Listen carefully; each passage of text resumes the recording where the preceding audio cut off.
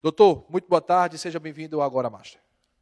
Boa tarde, é um prazer estar aqui, agradeço pelo convite e espero tirar todas as dúvidas relacionadas à demência de Alzheimer, essa doença que acomete muita gente, né, atualmente. O que é muita gente faz assim, né?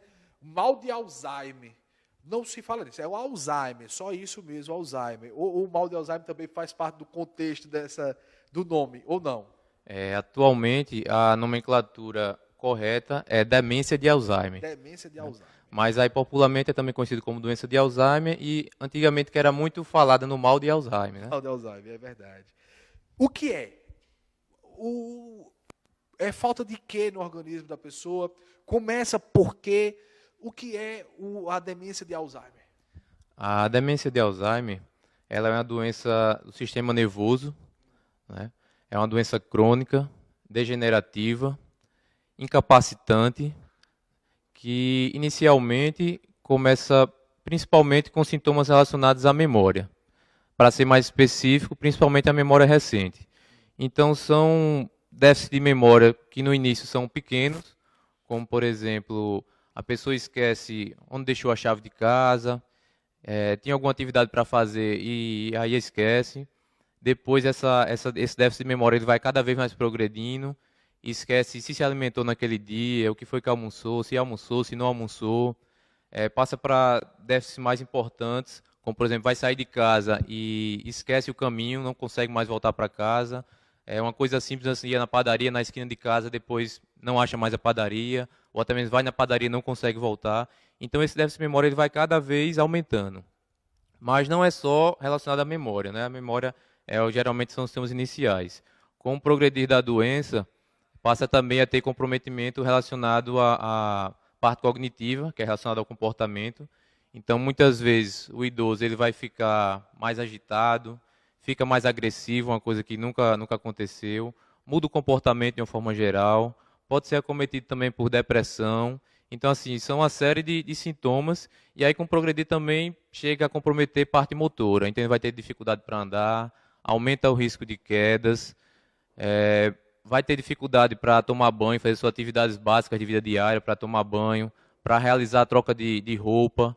Né? Depois começa também a perder as funções orgânicas relacionadas a controle de esfíncter urinário e fecal. Então vai perder urina, evacua sem sentir. Chega a um certo ponto até mesmo que tem dificuldade para se alimentar. Muitas vezes em estados mais graves, esse paciente chega até a ficar acamado e necessitar de uma sonda para poder se alimentar. Então a gente vê que é uma coisa assim que realmente vai progredindo cada vez mais. Esses são os estágios, então. Os estágios, eu estava, antes de o senhor vir, eu tive que estudar um pouquinho também para a gente entender um pouco. E a gente vê que, como o senhor falou, a evolução dele começa devagarinho e chega até essa de acamar mesmo. Mas no estudo científico, né, que o senhor passou por esse processo aí, quais são os estágios? Existe esse estágio um, estágio 2, estágio 3, estágio 4. Como é que funciona esse para a demência de Alzheimer? Como eu falei, é um estado que é progressivo, né? Então, assim, pela nomenclatura, não existe nada formalizado que realmente existe estágio um, 2, 3. Mas, assim, na prática, até alguns autores chegam a comentar isso, né? Que realmente tem o estágio um Alzheimer leve, moderado e grave, né? Mas aí é mais, assim, para questão mesmo de cada pessoa para identificar.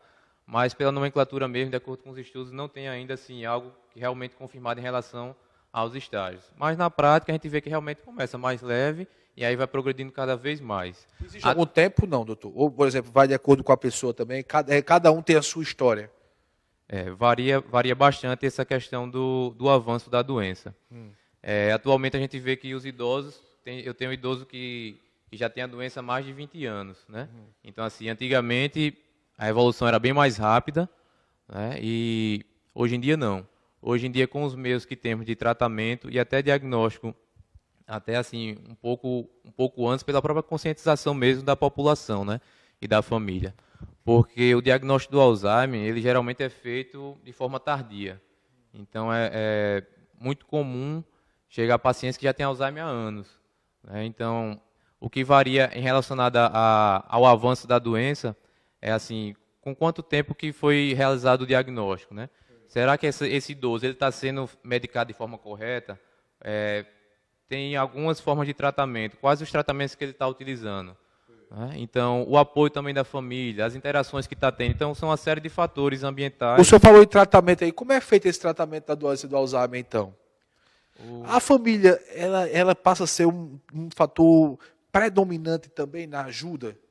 Com certeza. A família ela influencia bastante relacionada à evolução e o tratamento da doença. Porque o tratamento do Alzheimer hoje em dia, infelizmente, ainda não é curativo. Apesar de existirem vários estudos em evolução, né, é uma doença que é muito estudada atualmente pela grande quantidade de pessoas acometidas.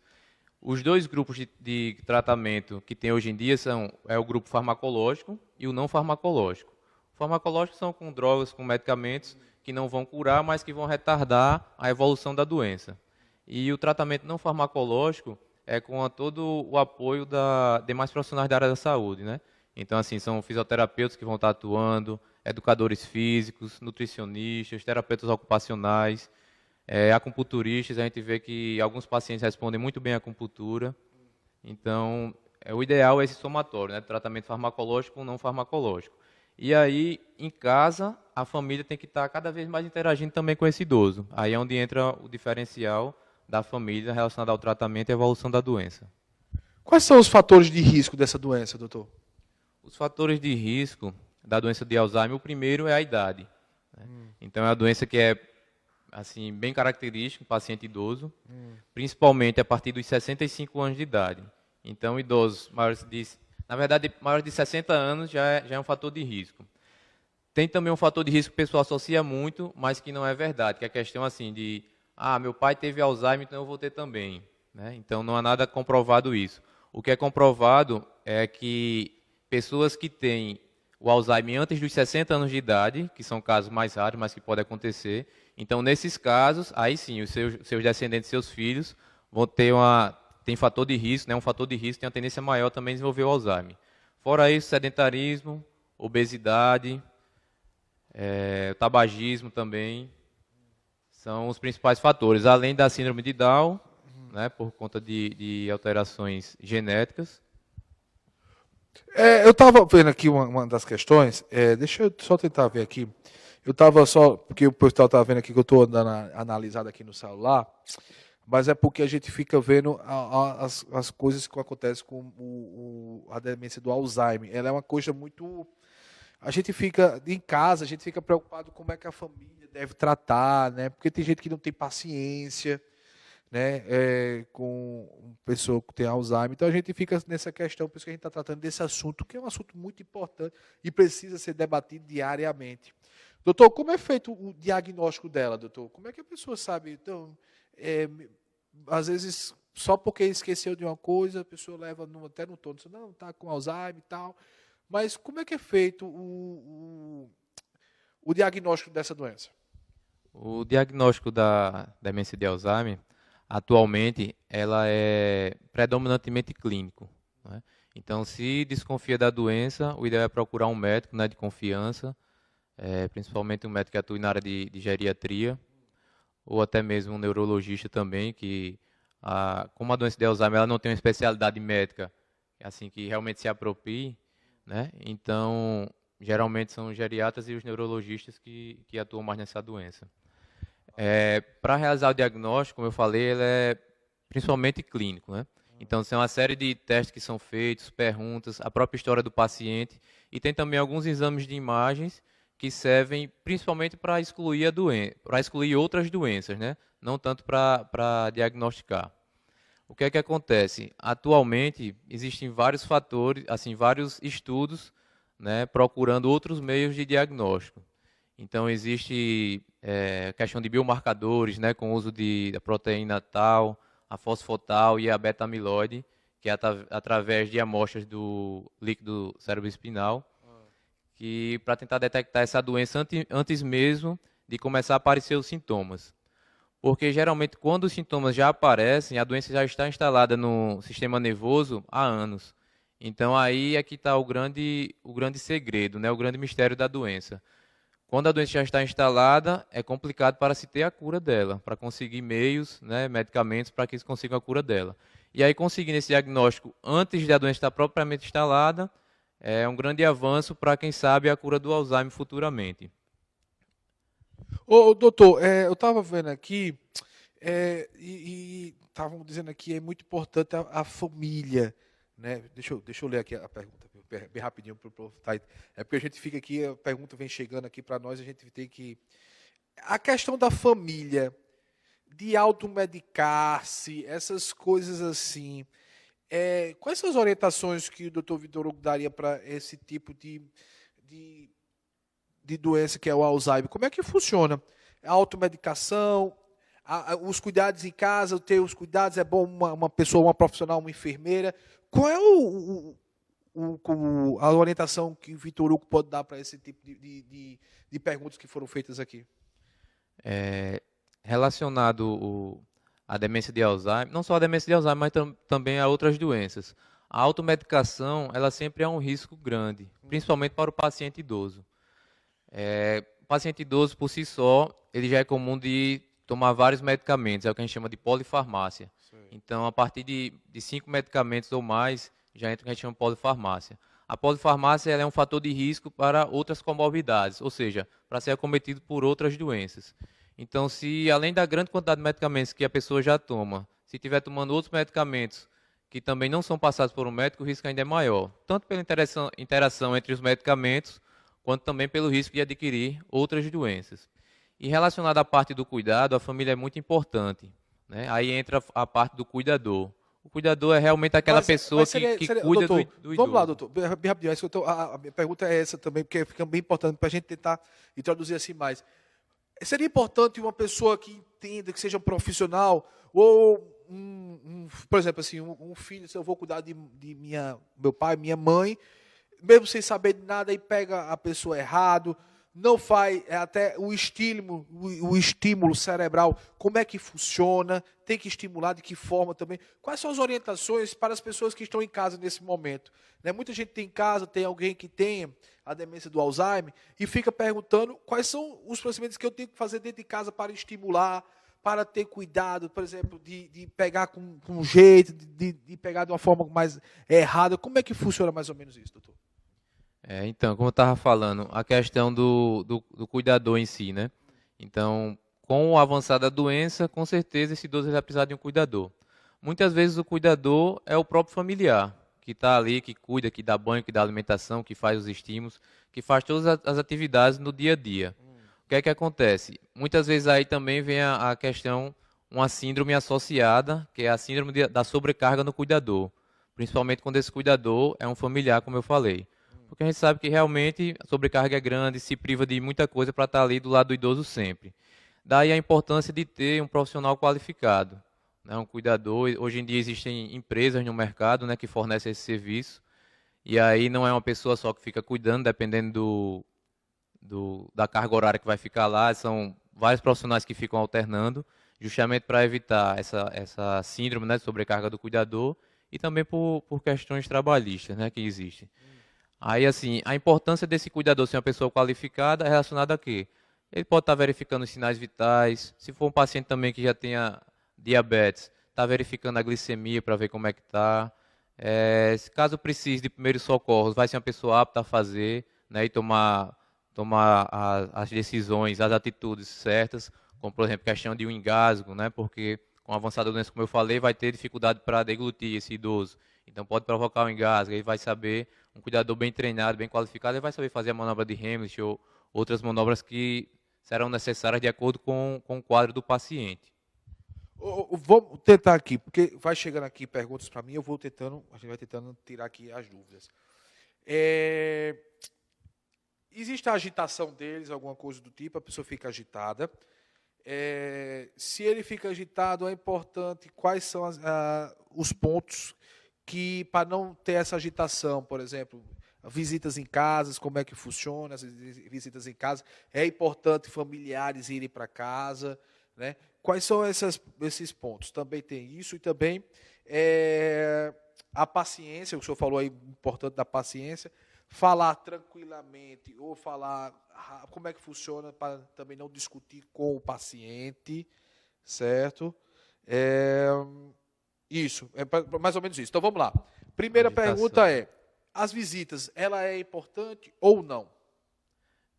Relacionado às visitas, são importantes sim.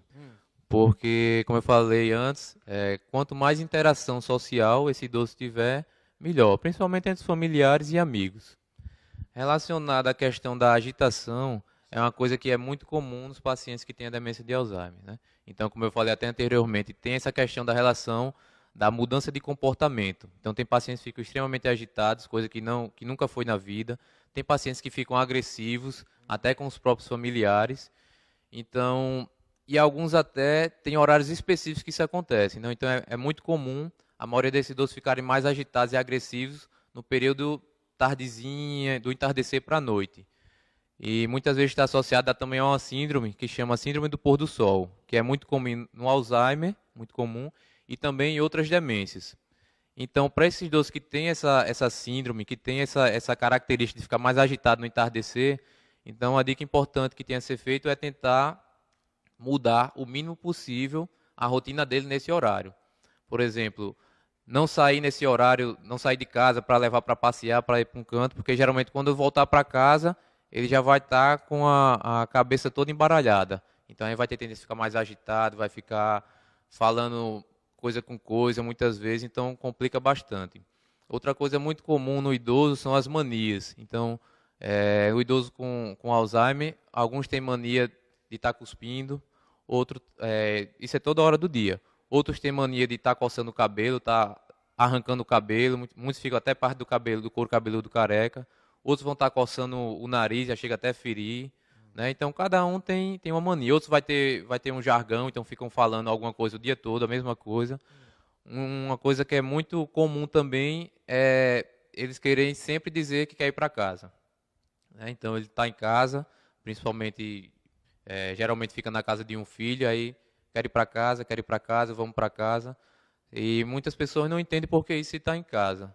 Mas o que acontece, na verdade, é que como a memória dele já começou a ser perdida, parte recente, aí vai progredindo até a memória mesmo tardia, muitas vezes a casa desse idoso é aquela casa que ele morava na infância, que é a única casa que lembra. Muitas vezes a casa nem existe mais, mas ele quer voltar para casa, quer ir para casa, quer ir para casa, e aí já está em casa. Né? Então, realmente, algumas coisas são complicadas, tem que ter paciência, até porque são perguntas que são repetidas o dia inteiro.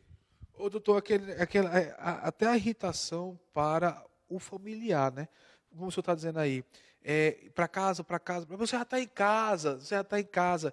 Como é que pode transformar as contraindicações, as indicações que o senhor pode dar para esse tipo de pessoas que ficam até, né, por exemplo, ele esqueceu de um negócio, né, esqueceu lá, aí a pessoa se irrita com a pergunta do quem tem o Alzheimer.